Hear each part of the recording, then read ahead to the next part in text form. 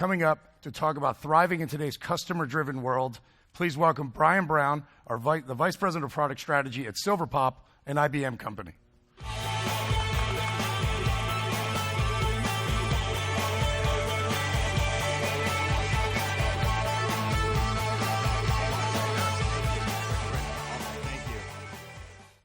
Hello, SugarCon. All right, I always wanted to do that.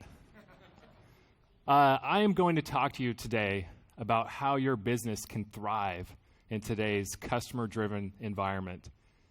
We all know that the customers have more power, have more reach, have a larger amplifier than ever before.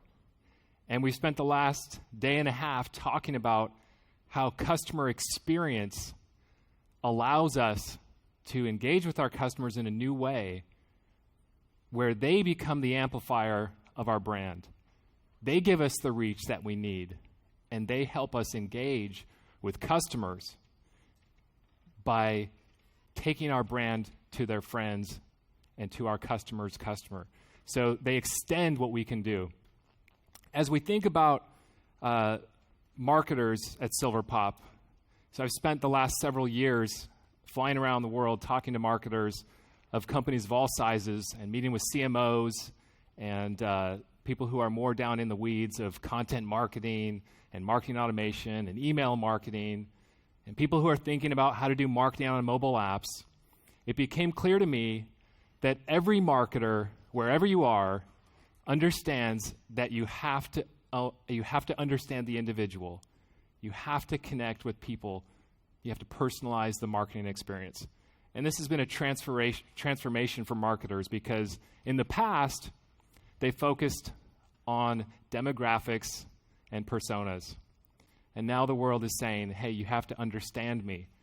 If you want me to advocate your brand, if you want me to continue to be a customer for the long run, you have to understand me. And so this is a challenge that marketers face. And what most organizations don't understand is that marketers are at the edge of the customer touch point. Marketing is enabling the digital experience. And so a lot of times our organizations are thinking about how do we transform, what do we need to do, and we're ignoring the digital touch points where a lot of these interactions are happening. And we're losing data and we're missing out on understanding. So as we think about how do we create these incredible customer experiences, right? If you're here today and you didn't leave, it means you're a believer in the idea of customer experience. Because every message we've heard at this conference has come back to this point that it's the customer experience that's going to allow our businesses to move forward. So how do we think about the customer's experience? How do we understand what they want? And it really comes back to a really simple point. Basically, take off your business hat and think about yourself as a buyer. You guys remember this phone? Anyone still use one? Right? It was good. It did what we expected it to do. But it didn't really know us. It didn't really understand who we were. It didn't connect us beyond a simple couple things that it did. And so when the next thing came along, it got a whole lot more personal. So if you've ever, reached into your pocket at a conference like this and realized, oh my gosh, where's my phone? Right? It's like panic. You sleep with the thing, right? It's like on your pillow. And, it's not just a phone. In fact, we don't even really use it as a phone. It's our personal experience, right? It connects us to the people, to the brands, to the things that are important to us. It holds the information that we want at our fingertips. It connects us, and it's meaningful to us. It's personal. And so, as an organization, your job is to figure out whatever role you play, whatever silo in the organization you sit in, what can your group do to personalize the experience to our customers so that they think of us like the smartphone and not like the old phone. So IBM research. We wanted to understand if businesses were making progress on this idea of understanding their customer. So we interviewed a bunch of companies, and these businesses were like, well, of course we understand the customer. In fact, 81% of them said, yeah, we have a holistic view of the customer, or we're pretty darn close to it. So we thought, oh, that's interesting. So we asked the customers, what do you think? And only 37% of the customers said that their favorite brand understood them. There's a huge disconnect between what we think we're doing right as a business and what our customers perceive. And so the disconnect looks something like this.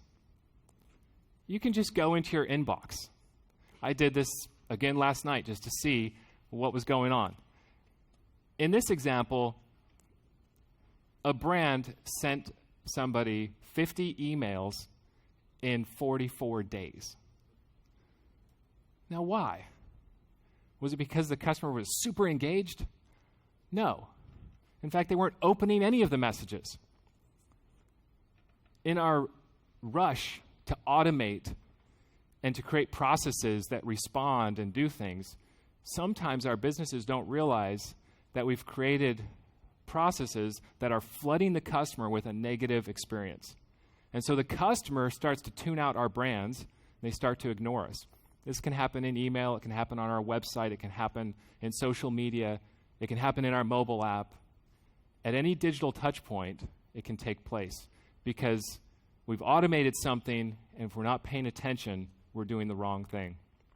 So last night I checked my inbox, and I was scrolling through to see if there was anything similar to this. And I saw an email from Pinterest. And my first thought was like, are these guys still around?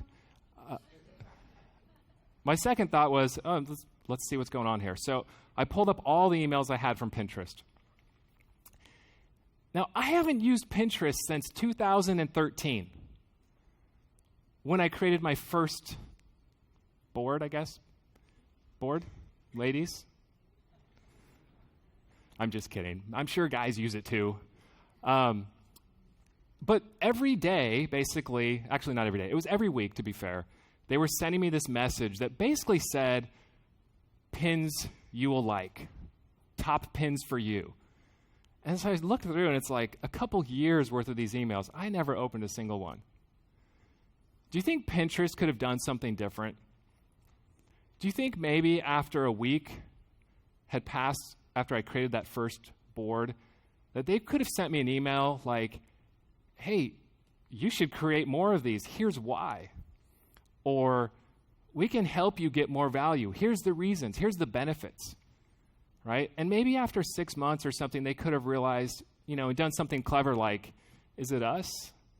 Is it you? Is it us? Have we changed? Where did we go wrong?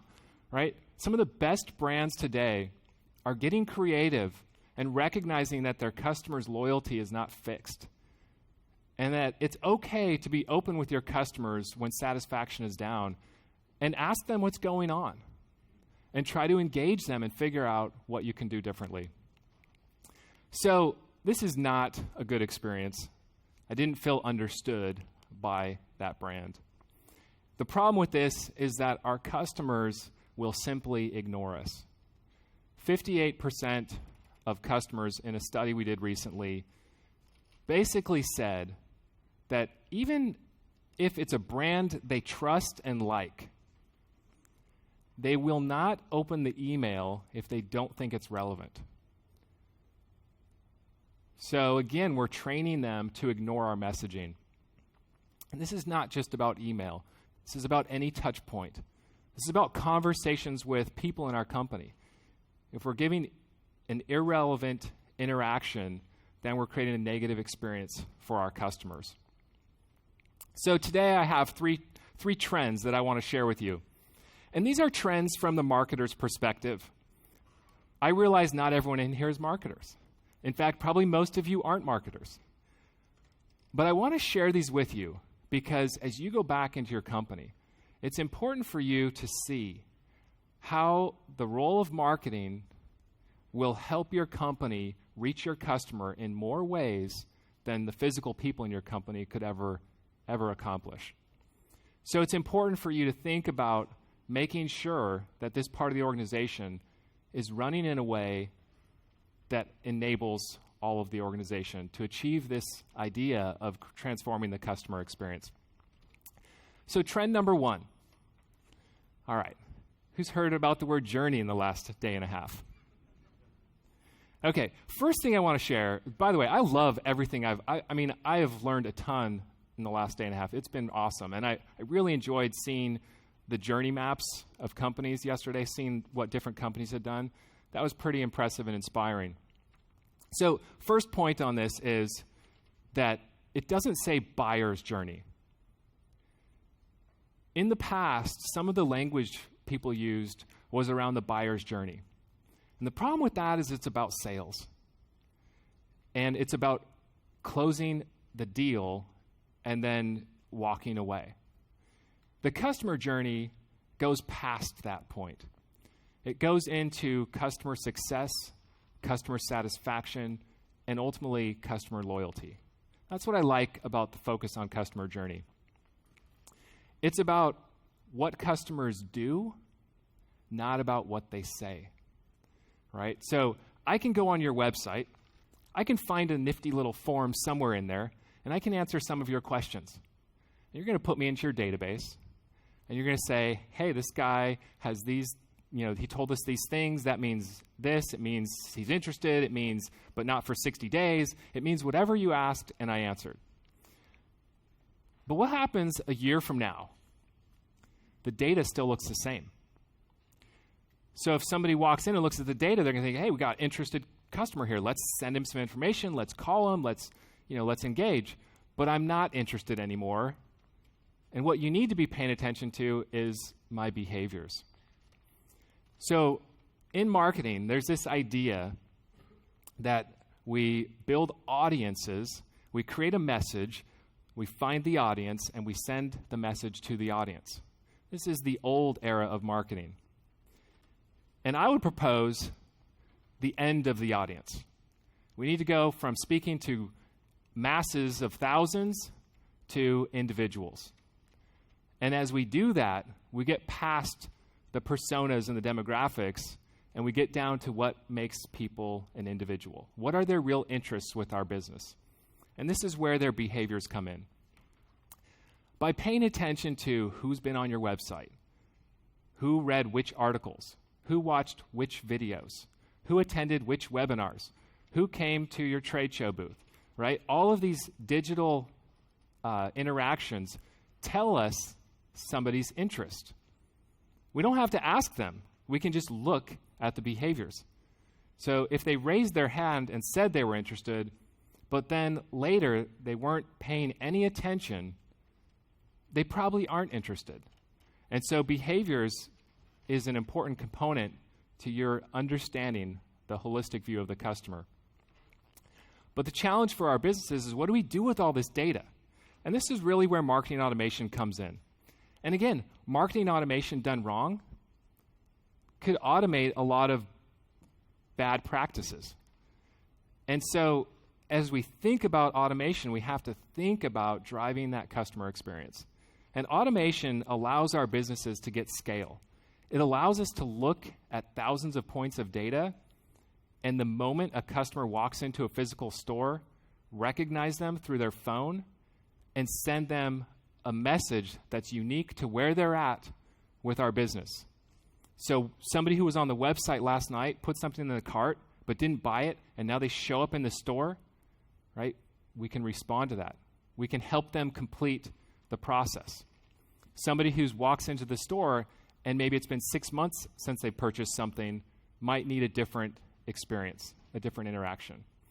And so as we think about this in the B2B sense, right, we've got to enable our sellers. We've got to enable our service people, right, our partners. We've got to give them the data so that in the real-time experience with the customer, they can put forth the best interaction from our company.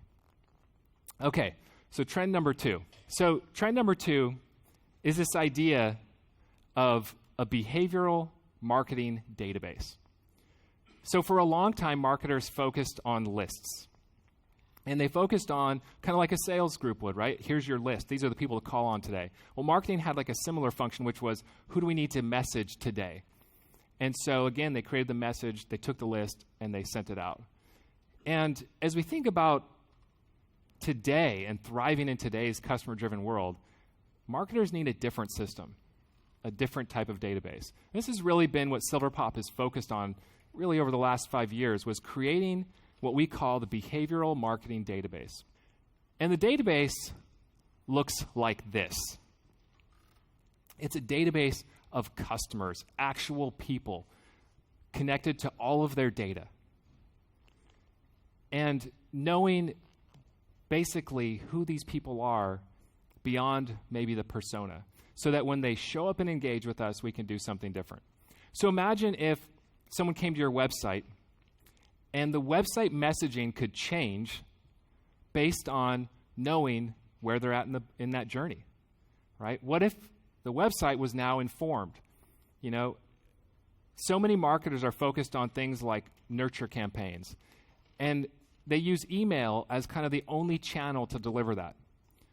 But really, if we aimed the marketing database and automation at the website, we could deliver those nurture messages, those specific pieces of content to people who come to our website based on who they are and where they're at in that customer journey. So we could treat a brand new customer differently. So a brand new customer shows up, we could say, welcome new customer. If they hadn't opened the message to finish doing something that new customers need to do, or they haven't completed some process, they're on the website, we can actually tell them that. We don't have to wait for them to go check their email, right? So we can engage with people on their terms, on their level. That's how we really personalize the experience. We have people who come back to our website who maybe haven't purchased in a while. Maybe they're disengaging with our brand. So again, we can recognize this when these people show up, and we can do something to have a meaningful interaction. Trend number 3. We've talked a lot about this over the last day and a half. This is about the evolution of our organization. And specifically, we have been focused on transforming the marketing department.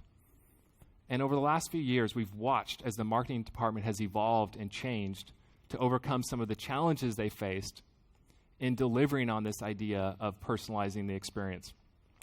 And so, I know you saw this stat. Maybe you've memorized it by now, right? 57% of the buyer's buying process, I won't use buyer's journey, of the buying process is already done before your seller gets involved. There's something really important that is almost never mentioned with this stat.